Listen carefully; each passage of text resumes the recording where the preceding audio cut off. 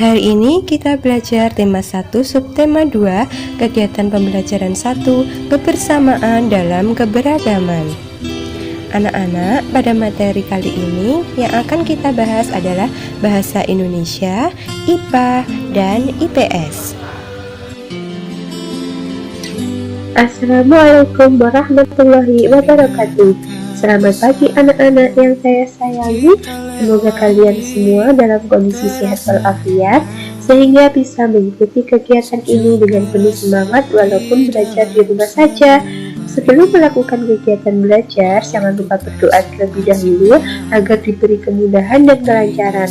Tetap semangat walaupun tidak bertemu teman, bertemu guru, tetapi tetap bisa berkomunikasi lewat media ini. Semangat! Ikuti petunjuk yang diberikan yang dapat menuntun kamu untuk mengetahui apa yang harus kamu lakukan. Mintalah orang tua untuk mendampingi kalian selama kalian belajar ya.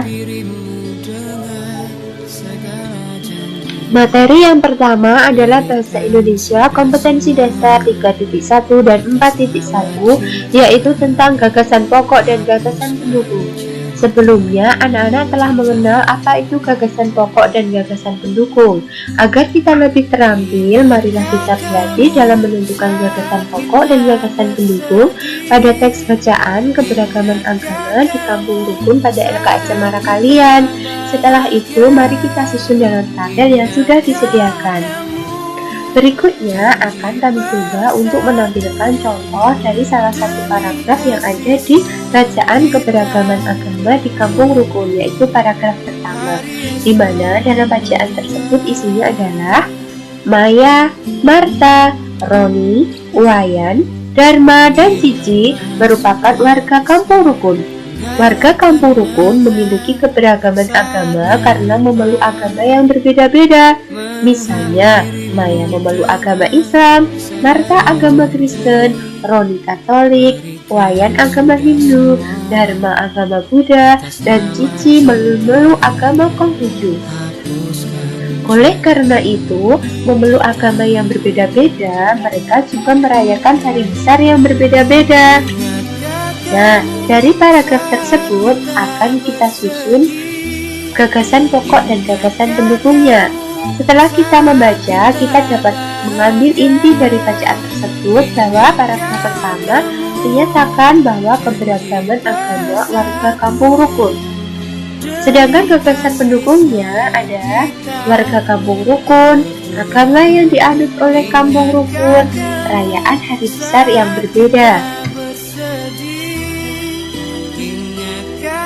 Anak-anak, setelah itu kita akan coba untuk menyusun dalam sebuah tabel, di mana gagasan pokok paragraf pertama adalah keberagaman agama warga kampung rukun. Sedangkan gagasan pendukungnya warga kampung rukun, agama yang dianut oleh warga kampung rukun, serta perayaan hari besar yang berbeda. Nah, untuk paragraf 2, 3, 4, 5, sampai 7, silakan anak-anak coba untuk menentukan gagasan pokok dan gagasan pendukungnya ya. Nah, selanjutnya kita belajar tentang ilmu pengetahuan sosial kompetensi dasar 3.2.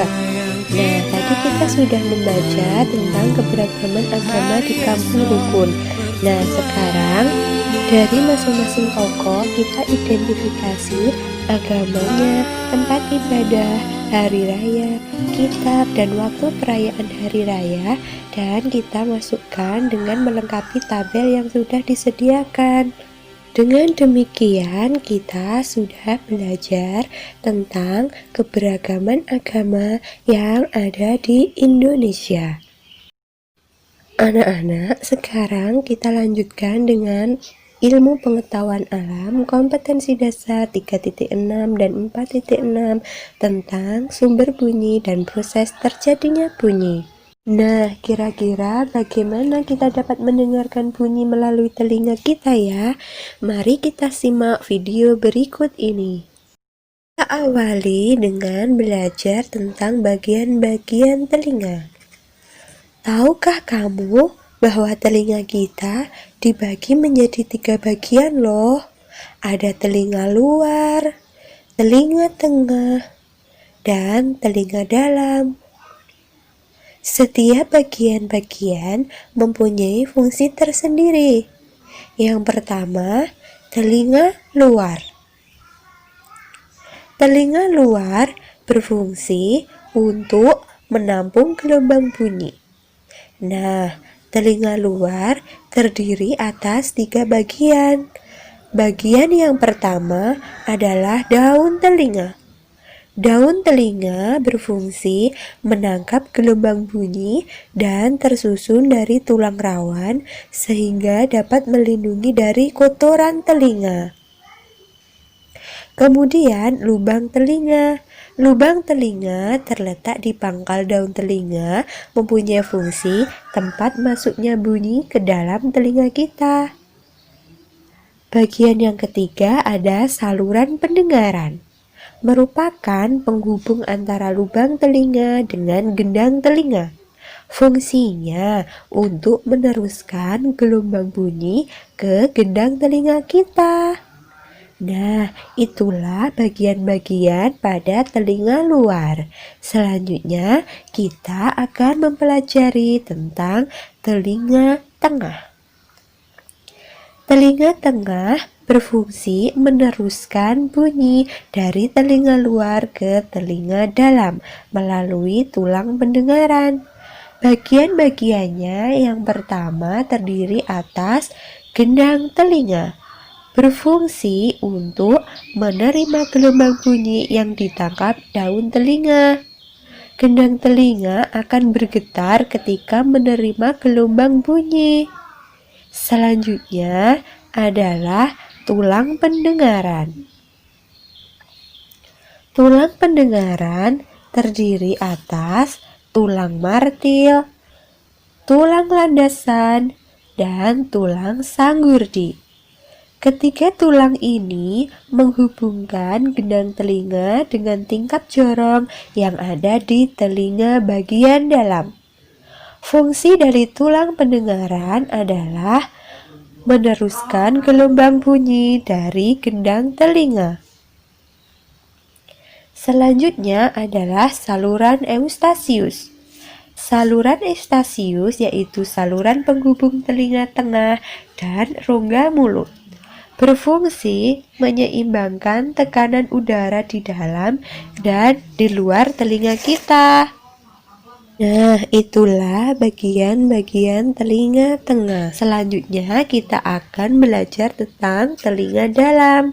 Pada bagian ini, gelombang bunyi diubah menjadi rangsangan bunyi. Bagian ini terdiri atas tingkap oval atau tingkap jorong, merupakan celah yang berbentuk lonjong yang terhubung dengan tulang sanggurdi. Berfungsi untuk meneruskan gelombang bunyi dari tulang pendengaran ke rumah siput. Bagian yang kedua adalah tingkap bundar, merupakan celah yang berbentuk lingkaran yang terhubung dengan gendang telinga. Fungsinya adalah untuk meneruskan gelombang bunyi dari telinga tengah ke rumah siput.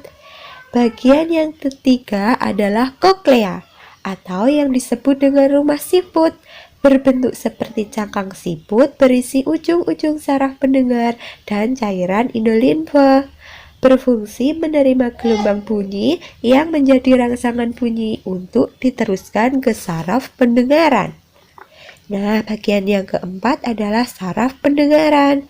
Fungsinya adalah menerima rangsangan bunyi dari rumah siput yang selanjutnya dikirim ke otak kita. Bagian yang kelima dari telinga dalam adalah saluran setengah lingkaran. Terdiri dari 3 saluran yang terhubung dengan tingkap jorong. Berfungsi sebagai alat keseimbangan tubuh kita. Nah, itulah alat-alat atau bagian-bagian telinga yang ada di dalam tubuh kita. Begitulah proses bunyi dapat didengar oleh telinga kita. Oleh karena itu, sebagai wujud syukur kita kepada Tuhan, kita harus menjaga kesehatan telinga dan mendengarkan hal-hal yang baik, karena kerusakan pada telinga dapat menyebabkan tuli. Penyakit atau gangguan pada telinga kita diantaranya adalah tuli dan conge atau otitis media. Tuli dapat disebabkan karena tersumbatnya lubang telinga, pecahnya gendang telinga, rusaknya saraf pendengaran, dan pengapuran pada tulang pendengaran. Sedangkan conge disebabkan oleh bakteri, sehingga menyebabkan infeksi. Infeksi akan menghasilkan nanah yang mendorong gendang telinga. Nah, dorongan nanah inilah yang dapat menyebabkan pecahnya gendang telinga sehingga penghantaran suara dapat terganggu. Selain itu, congek juga berbau tidak sedap. Suara yang keras dapat mengakibatkan pecahnya gendang telinga kita. Telinga kita hanya dapat mendengarkan bunyi dengan frekuensi tertentu loh. Frekuensi itu disebut dengan audiosonik yang mempunyai frekuensi 20 Hz sampai 20.000 Hz. Setelah kalian memahami penjelasan tadi, coba simpulkan bagaimana kita dapat mendengar bunyi melalui telinga. Kemudian presentasikan dan mintalah bantuan kepada orang tua kalian untuk memvideonya ya. Kemudian dapat dikirimkan melalui WA group dan selamat mengerjakan. Demikian kegiatan pembelajaran pada hari ini, Senin 27 Juli 2020. Wassalamualaikum warahmatullahi wabarakatuh.